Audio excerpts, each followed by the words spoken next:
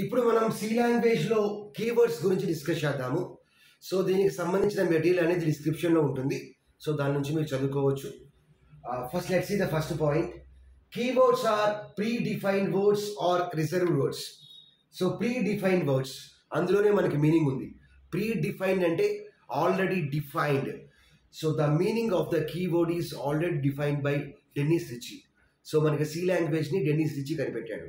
So ప్రతి కీవర్డ్కి ఒక మీనింగ్ ఉంటుంది.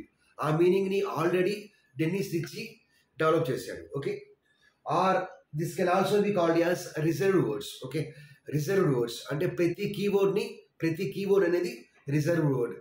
మనం ఆ కీవర్డ్ని దాని పర్పస్ కోసం మాత్రమే యూజ్ చేయాలి. Let us see the next point. Each keyword is meant to perform a specific function in a C program. So ప్రతి కీవర్డ్ని మనం ఆ ఆపరేషన్ కోసం మాత్రమే యూజ్ చేయాలి, ఆ ఫంక్షన్ కోసం మాత్రమే యూజ్ చేయాలి. ఇంకో ఫంక్షన్ కోసం, ఇంకొక ఆపరేషన్ కోసం మనం యూజ్ చేయలేము. Next point, keywords are case sensitive and are written in lower case. So keywords అనేవి కేస్ సెన్సిటివ్. కేస్ సెన్సిటివ్ అంటే ఏంది? Lower case and upper case are entirely different. C language is a case sensitive language. అంటే lower case letters as well as upper case letters both are different. And కీవర్డ్స్ని మనం must and షుడ్గా ఏం రాయాలి? Lower కేస్లో రాయాలి. So ఇవి 32 keywords ఉన్నాయి. ఈ 32 కీవర్డ్స్ కూడా మనం లోయర్ కేస్లో రాయాలి. Next, C language supports 32 keywords. So totally 32 keywords, 9, 9, 9, 27 + 5, 32. So ఇప్పుడు మనం ఏం చేద్దామంటే వాట్ ఈస్ వాట్ డిస్కస్ చేద్దాము. సో ఈ ప్రతి కీవర్డ్ అనేది ప్రతి కాన్సెప్ట్లో వస్తుంది. So according to the concept we will discuss. ఇప్పుడు ఫర్ అనే కీవర్డ్ గురించి ఫర్ లూప్లో డిస్కస్ చేస్తాము. స్ట్రక్ట్ అనే కీవర్డ్ గురించి స్ట్రక్చర్స్లో డిస్కస్ చేస్తాము. స్టాటిక్ అనే కీవర్డ్ గురించి స్టోరేజ్ క్లాస్లో డిస్కస్ చేస్తాము. ఇక్కడ only what is what discuss చేద్దాము. అంటే వైవాలో కానీ లేదంటే ఇంటర్వ్యూ క్వశ్చన్స్లో కానీ మీకు యూజ్ అవుతుంది. ఇన్డెప్త్ కావాలి అంటే మనం ఆ కాన్సెప్ట్లో ఇన్డెప్త్గా డిస్కస్ చేయగలం. ఓకే, సో ఫస్ట్ కీవర్డ్ ఏంది? Auto. So auto is a storage class which is used for declaring a automatic variable. So auto అనేది storage class. Auto storage class use చేసి మనం ఏం చేయొచ్చు? ఆటో వేరియబుల్స్ని డిక్లేర్ చేస్తాము. ఆటో వేరియబుల్స్ని కూడా ఏమంటామంటే లోకల్ వేరియబుల్స్ అంటాము. Second keyword break. బ్రేక్ అనేది మనం ఏదైనా ఫర్లో యూజ్ చేయొచ్చు, బ్రేక్ని ఏదైనా లూప్లో యూజ్ చేయొచ్చు, లేదంటే స్విచ్లో యూజ్ చేయొచ్చు. ఎప్పుడైతే బ్రేక్ ఎగ్జిక్యూట్ అయిందో అప్పుడు ఏమవుతుందంటే ఆ లూప్ నుంచి కానీ లేదంటే ఆ స్విచ్ నుంచి కానీ బయటకు వచ్చేస్తుంది. It terminates the execution. అంటే దాని నుంచి బయటకు వచ్చేస్తుంది. ఎగ్జిక్యూషన్ స్టాప్ అయ్యి ఆ కంట్రోల్ అనేది ఆ లూప్ నుంచి కానీ ఆ స్విచ్ నుంచి కానీ బయటకు వచ్చేస్తుంది. నెక్స్ట్ వన్ ఏంటంటే స్విచ్. స్విచ్ అంటే సెలెక్షన్ కంట్రోల్ స్టేట్మెంట్. మనకి నెంబర్ ఆఫ్ చాయిసెస్ ఉన్నాయి. ఆ నెంబర్ ఆఫ్ చాయిసెస్ కనుక ఉంటే మనం స్విచ్ యూజ్ చేస్తాము. The best example is doing arithmetic operations. So plus అనేది ఒక చాయిస్, మైనస్ అనేది ఒక చాయిస్, స్టార్ అనేది ఒక choice. So number of choices ఉన్నప్పుడు మనం ప్రోగ్రామింగ్ చేయడానికి స్విచ్ యూజ్ చేస్తాము. Next case. కేస్ ఎందులో యూజ్ చేస్తామంటే స్విచ్లో యూజ్ చేస్తాము. కేస్ యూజ్ చేసి మనం ఏం చేస్తామంటే case it provides an option or choice.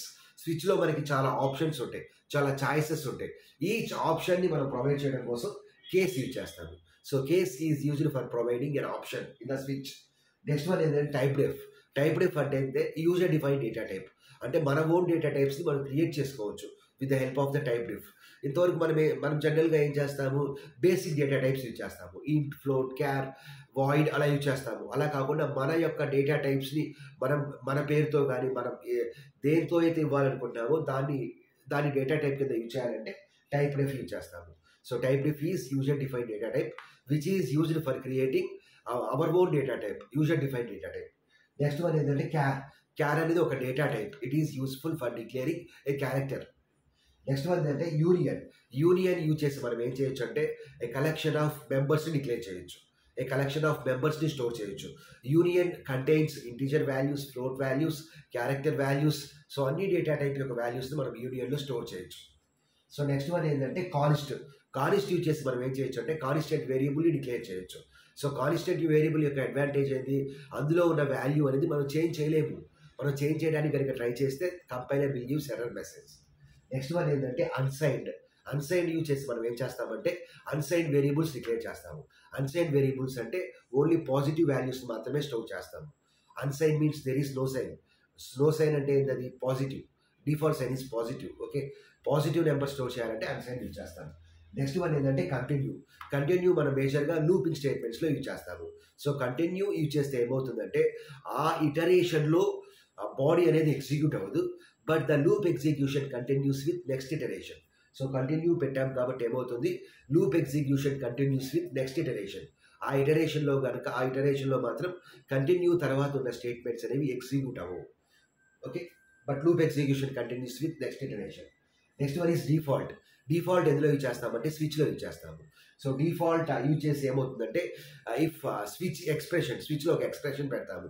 If expression doesn't matches with any case value then default will gets executed. Okay, expression ఎటువంటి కేస్ వాల్యూతో మ్యాచ్ కాకపోతే డిఫాల్ట్ అనేది ఎగ్జిక్యూట్ అవుతుంది.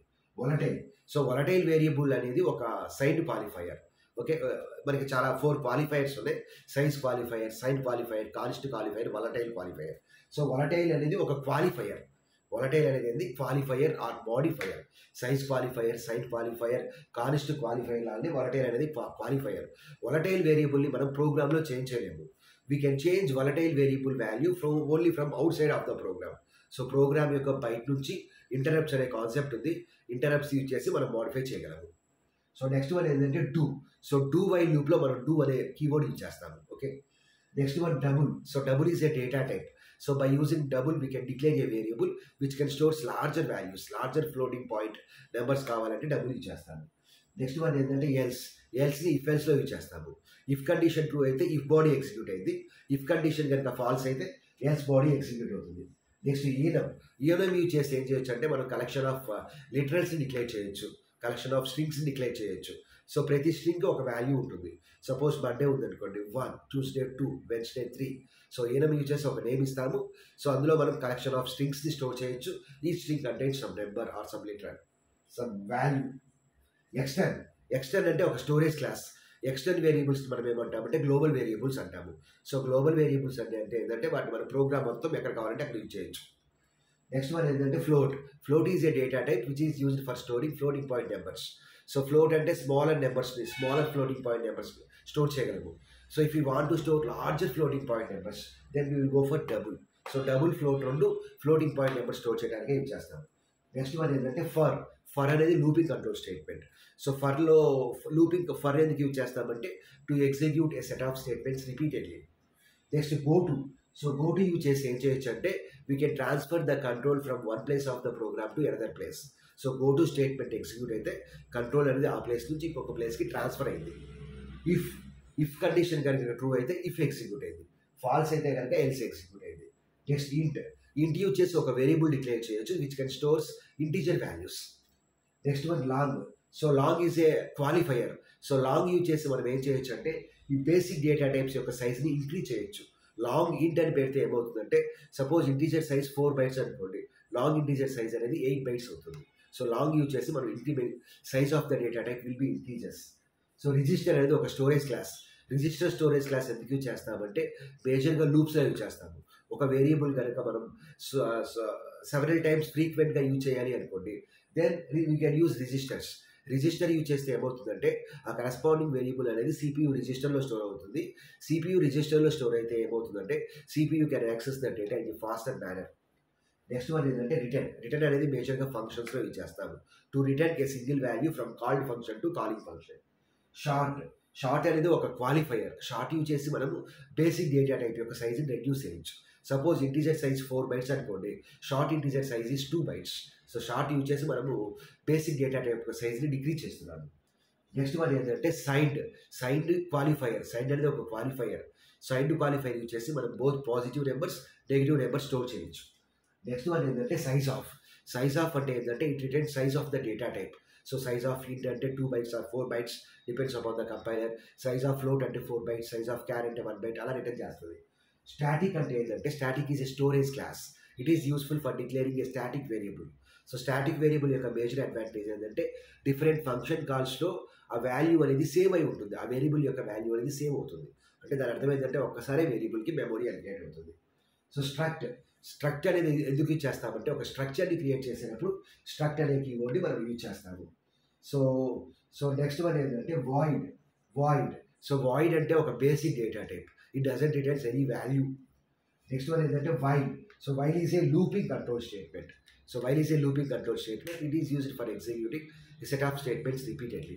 సో ఇవి మనకి 32 keywords. What is what discuss చేసాము. సో ప్రతి కీవర్డ్ అనేది ఆ కరస్పాండింగ్ కాన్సెప్ట్లో ఈ డీటెయిల్గా with the help of some examples we will discuss later. So దీనికి సంబంధించిన నోట్స్ అనేది డిస్క్రిప్షన్లో ఉంటుంది.